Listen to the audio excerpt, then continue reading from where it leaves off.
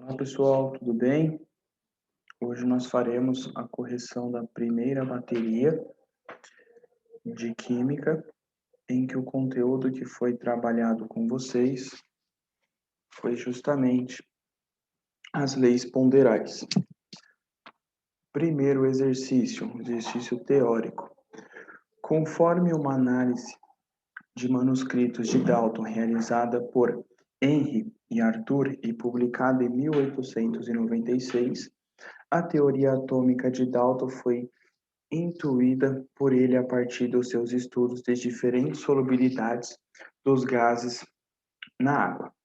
O trecho acima revela a real intenção de Dalton durante suas pesquisas.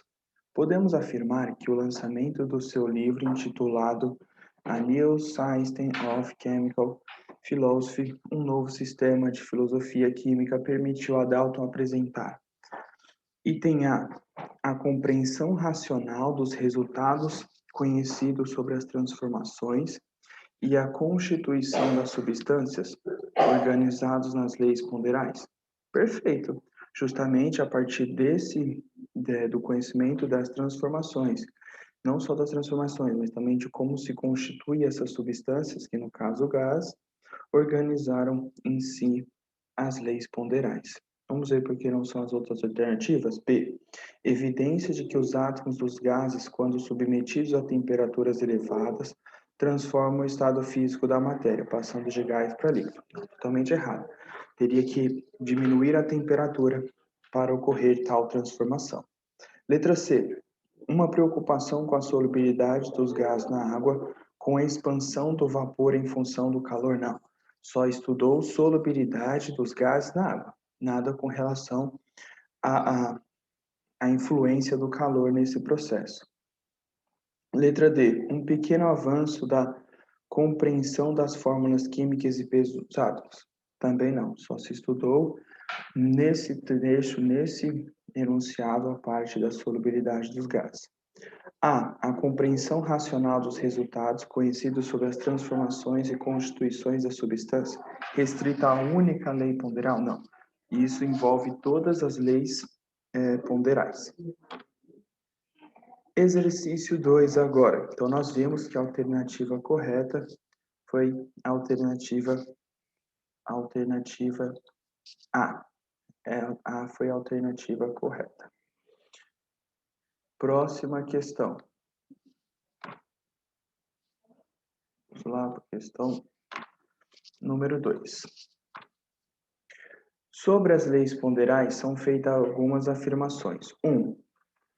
Quando dois elementos químicos formam vários compostos, fixa-se a massa de um dos elementos, as massas dos outros elementos variam numa proporção de números inteiros e, em geral, pequenos.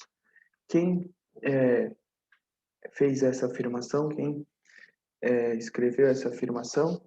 Dalton. Então, nesse caso, o primeiro item seria de Dalton. Então, isso nos possibilita a eliminar já algumas alternativas. Então, a letra A não vai ser, tá? Não vai ser a letra A. Possivelmente pode ser a B, a C não, porque leva em consideração Dalton. A D é um potencial item, uma potencial letra como resposta, e a letra E a gente exclui. Item 2. Vamos ver quem disse essa frase. Uma determinada substância, qualquer que seja sua origem, é sempre formada pelos mesmos elementos químicos, combinados na mesma proporção em massa. Então, quem estudou proporção de massa foi Proust. Então, ou seja, já exclui também a alternativa B. Então, a alternativa correta por eliminação, a alternativa D. Vamos ver se a última frase corresponde a Lavoisier. Numa reação química, a soma das massas dos reagentes é sempre igual à soma da massa dos produtos da reação. Isso mesmo, foi Lavoisier que desenvolveu a relação entre reagentes e produtos, em que as massas eram conservadas. Ok. Próxima questão. Questão 3, mais uma questão teórica. São nas teorias que estão as explicações. As teorias são feitas de forma racional, elaboradas para descrever e explicar, no caso da química, a estrutura e o comportamento da substância e dos materiais. A análise desse texto, com base na teoria atômica de Dalton nos permite concluir que átomos de diferentes elementos químicos sempre se combinam proporcionalmente, resultando em substâncias idênticas? Não, em substâncias diferentes. Então, nós já podemos excluir a alternativa A. Não vai ser a alternativa A. B. As massas de diferentes átomos numa reação resultam em diferentes massas? Não. Nós vimos pela lei de Lavoisier isso não. Essa frase está errada. Letra C. Átomos de diferentes elementos químicos sofrem rearranjos perfeitos que formam novas substâncias respeitando uma proporção. Isso. Alternativa correta, alternativa C. Então, alternativa correta, alternativa C. Vamos ver porque não pode ser as outras. D. As leis de Lavoisier e Proust são suficientes para explicar? Não. Nós precisamos também da lei de Dalton. Então, já excluímos a alternativa D. E. Átomos de um mesmo elemento têm as mesmas propriedades de átomos de outros elementos? Não. Cada átomo possui a sua propriedade. Então, já excluímos a letra E. Por isso, a alternativa correta, letra C. Agora, pessoal, nós iremos para uma questão que envolverá cálculos.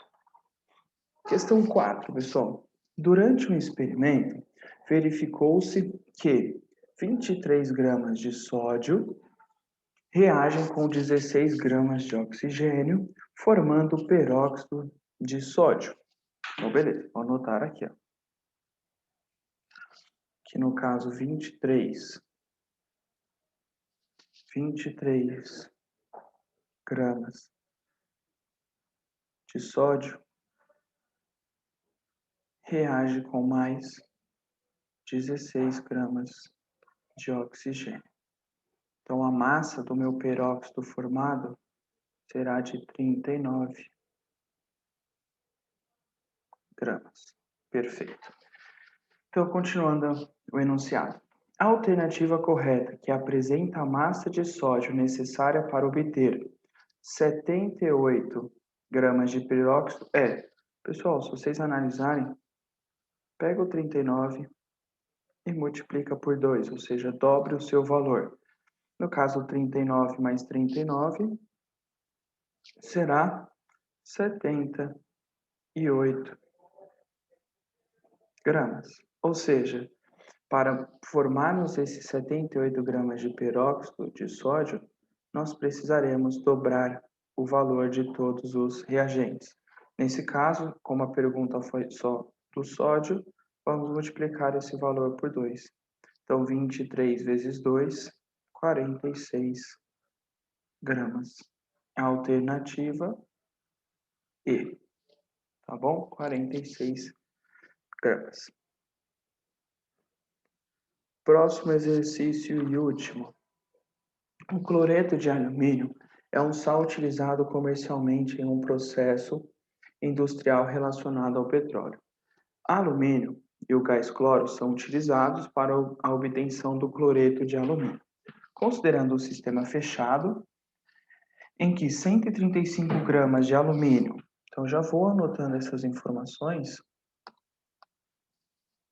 para não precisarmos voltar nos números. Então, 135 gramas de alumínio reagem com 532,6 gramas de gás cloro. Aí a pergunta: a alternativa correta que apresenta a massa de cloreto de alumínio obtido é... Bom, aqui a única coisa que a gente precisa fazer é somar essas massas, né?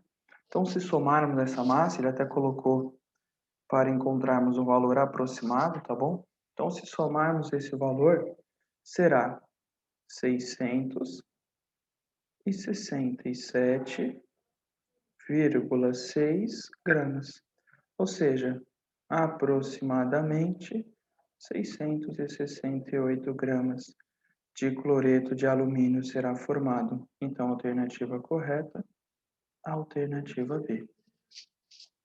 Então, com isso, pessoal, nós finalizamos a correção da primeira bateria de Química do segundo bimestre. Obrigado a todos e um bom estudo.